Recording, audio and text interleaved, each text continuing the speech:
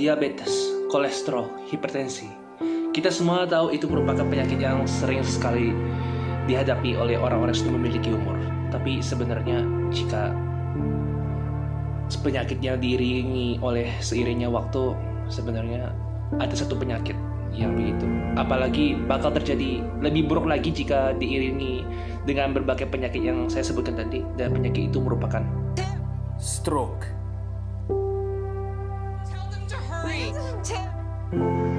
Stroke juga menjadi penyebab utama kecacatan jangka panjang yang sangat menurunkan kualitas hidup penderita, termasuk gangguan berbicara, kelumpuhan, dan gangguan kognitif yang disebabkan juga oleh pola hidup yang tidak sehat.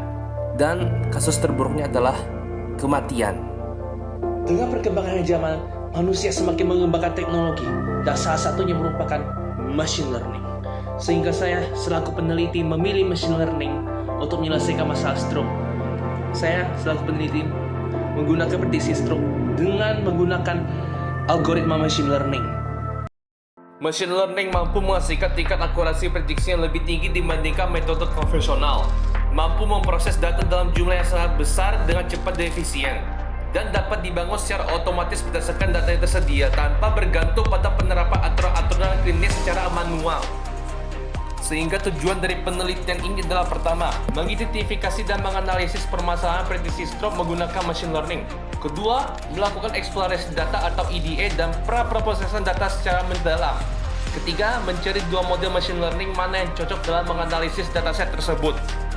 Peneliti menggunakan bahasa pemrograman Python dan Google Colaboratory. Dataset yang dipilih oleh peneliti adalah stroke prediction dataset dengan link berikut.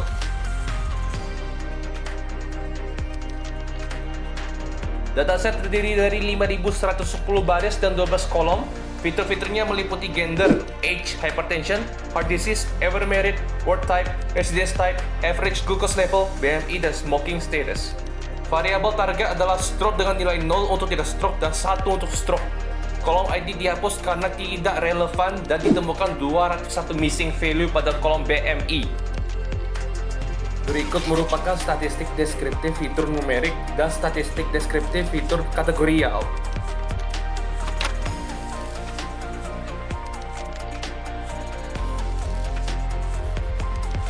Dari exploratory data analisis ditemukan beberapa poin penting. Distribusi per target menunjukkan data yang sangat tidak seimbang atau imbalance dengan jumlah 95,13% non-stroke berbanding dengan 4,87% stroke dengan perbandingan 4.861 berbanding 249 pasien. Distribusi fitur numerik menunjukkan usia bersifat normal sementara average glucose level dan BMI bersifat right skewed yang mengindikasikan terdapat outlier. Distribusi fitur kategorial, pasien berjenis kelamin female, pernah menikah, bekerja di sektor private, tinggal di urban, dan tidak pernah merokok merupakan mayoritas. Distribusi fitur numerik berdasarkan label stroke menunjukkan stroke sangat dominan pada usia 50-80 tahun. Kadar gula pasien stroke lebih banyak muncul pada nilai 150 hingga 250 ke atas, sedangkan BMI tidak berbeda jauh antara stroke dan non-stroke. Artinya usia dan kadar gula lebih berpengaruh dibandingkan BMI. Distribusi fitur kategori yang berdasarkan label stroke menunjukkan female memiliki jumlah stroke yang lebih banyak dibandingkan male. Pasien yang pernah menikah memiliki jumlah stroke yang lebih tinggi dibandingkan dengan yang belum menikah. Kategori private memiliki jumlah stroke yang terbanyak. Distribusi stroke relatif seimbang antara urban dan rural. Dan never smoke memiliki jumlah stroke tertinggi. Analisis korelasi menunjukkan usia memiliki korelasi tertinggi pada stroke sebesar 0,245 dan terdapat heart disease sebesar 0,135, average glucose level 0,132, dan hypertension 0,118. Hal ini menunjukkan bahwa semakin tua seseorang, risiko stroke semakin tinggi dan sering diiringi penyakit lainnya. Pada pra-prosesan dilakukan dalam 6 tahap, yaitu pertama, missing value, ditemukan 201 nilai kosong pada kolom BMI, sehingga harus mengisi nilai kosong tersebut dengan median yaitu 28,10. Metode median dipilih karena lebih robust terhadap outlier, mengingat distribusi BMI bersifat right skewed. Kedua, outlier menggunakan metode IQR, ditemukan 627 outlier pada average glucose level dan 126 pada BMI.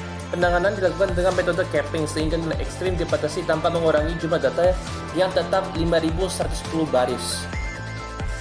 Ketiga, encoding. 5 fitur kategorial yaitu gender, ever married, work type, residence type, dan smoking status dikonversi ke bentuk numerik menggunakan label encoding.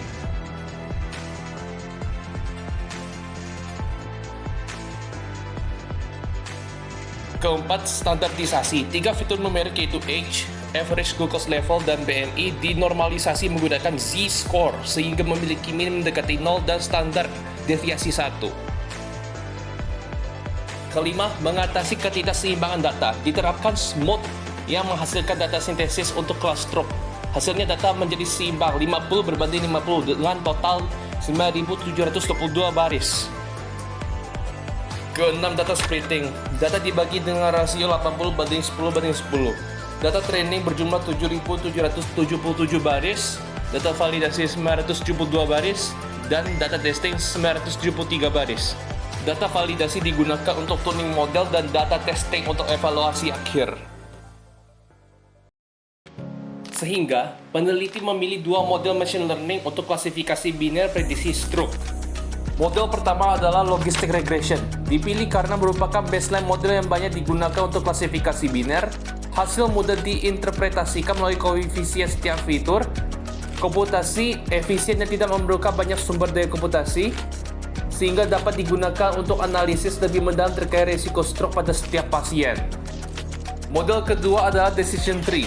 Dipilih karena mampu menangkap hubungan non-linear antar fitur, tidak memerlukan asumsi distribusi data, hasil dapat divisualisasikan secara intuitif dan mudah dipahami, sehingga cocok untuk dataset dengan fitur campuran numerik dan kategorikal.